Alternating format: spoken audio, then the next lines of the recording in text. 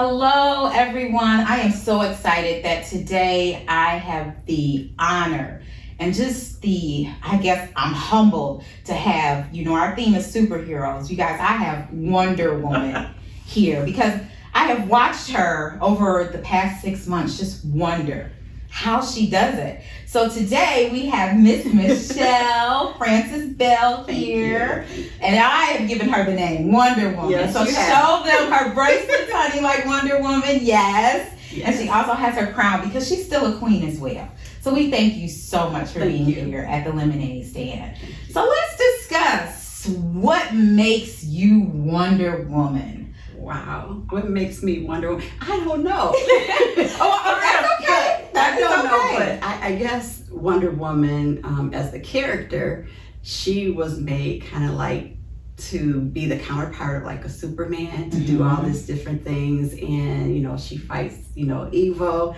Nothing gets in her way. She's strong. So I guess in that way, I could see myself like Wonder Woman. Yes, definitely. And you are fighting and surviving currently. Get on my nerves. It gets on my nerves. It really does. So this Lou Garrett, also known as ALS. Yes. Explain a little bit of what it is you're fighting and surviving. Well, like you said, it's ALS, and it's really stands for amyotrophic lateral sclerosis, a mouthful. But basically what it means is that my muscles are getting no nourishment. So my muscles are wasting away because my motor nerves can't communicate with them. So basically any voluntary muscle I have will eventually waste away. And your lungs is a muscle too, because if you can hold your breath, it's a muscle. So right now, most people when they get ALS is either through their feet, their hands, or their throat. And mine's starting with my feet. So I have a lot of problems with the walking, the balance, and things like that. Yeah. And we've seen you, just conquer it though. You play with your granddaughters. Oh Lord. And you still are standing with them. And they are beautiful. But you are able to stand with them. So it happened roughly in June. Yeah, I was diagnosed in June, but I had symptoms probably maybe 6 months to a year before. And my family has a history of ALS. Most people, like 90%, are sporadic. It just happens. They don't know why. They speculate, but they really don't know why. The 10% that I fall in is the familiar one, and so we have a mutation, a gene mutation. So basically, I knew how it was going to be when I found out about it. I know a little bit how the end is going to be. So even though I was diagnosed that long, it's been in my family, it's been in my life for a while. Right. Kind of like with myself, with the women of diabetes, it's been in our family. I knew I was going to have it, but not at the age that I got it, which was 2. So let's talk about us surviving. Let's dissect that, because a lot of people think and see us and they're like, oh, she can take a pill. Oh, she'll be okay. Yes, and it's not the case. Come on, tell them about that. When I think of survivor, I think of like past tense, like, domestic violence survivor. You had a abusive episode, you're out of it, you survived it. Right. Breast cancer, you had it, you're over it, survived it. I'm not going to be over it. Mine is progressive, it's fatal, there's no cure, there's no treatment. So it's not like I'm going to survive by getting over, I'm surviving by enduring it and going through the phases and not like losing it while I'm trying to do it. So that's how my survival looks different than maybe some other survivals where there's actually a way that you can be cured. And I'm saying medically, because there's so many different ways other than medicine that you could probably be cured, but with this disease, it's not that much of a I'm not going to say not a cure, but I've only known, and I'm in a group like 40 people across the world that have reversed this. Wow. And so with that, and they've had to do tons of stuff, supplements, therapies, everything. It's like their whole life is just doing that. So it's not that common. But I heard you say you're working towards it. You're in a group. I am. And definitely, I'll join the group too. Anything I can help you surviving the ING into AID. Right. You.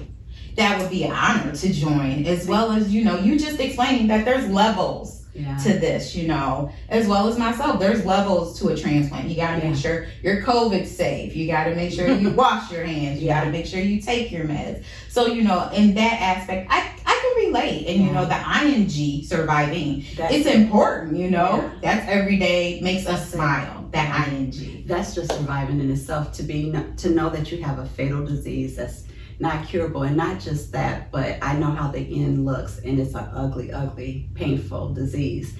I mean, at the end, I'll be paralyzed. I won't be able to move nothing but my eyes. I'll be on a ventilator, you know, I'll be on morphine 24 hours a day. I have a colostomy bag, a catheter, the whole works. So I know how the end is. So just to be able to smile and know that there's not really anything that's going to stop the end, that's like surviving. Yeah, and that's why I wanted you to come, because you radiate the wonders of just wow. She smiles every time I see you. You're smiling, or you're playing with the grandbabies, and you know that just, it's very humbling to know. You know, I think about, man, I got this, but you're still standing, you're still surviving, and that motivates me. So I once again, I thank you, Wonder Woman. I thank you. So you had mentioned something about treatments and things that you're doing to try and just prevent, not stop, but prevent it. What are those measures you're looking into? Well, alternative medicine is one, because right now, like I said, there's no cure. The only treatment is to take a pill that might, and I say might, increase your life by 3 months. But it depends on what quality of life will that 3 months fall into.